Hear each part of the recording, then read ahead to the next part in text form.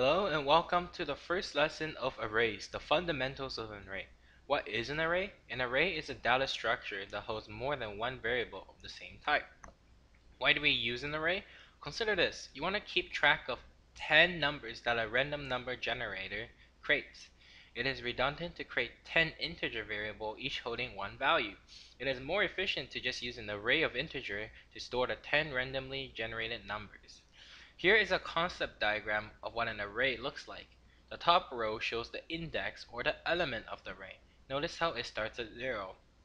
Array index, amongst other things, start at 0. This is referred to as zero indexing. However, the length of the array is still 10. The length of the array is not zero indexed, but its elements are. This concept is very important to memorize, as it will allow filling arrays later on much easier. One array can only hold one type of variable. This means an integer array can only hold integers and a string array can only hold strings. Errors will arise if you try to pass a double into an integer array or an integer into a double array.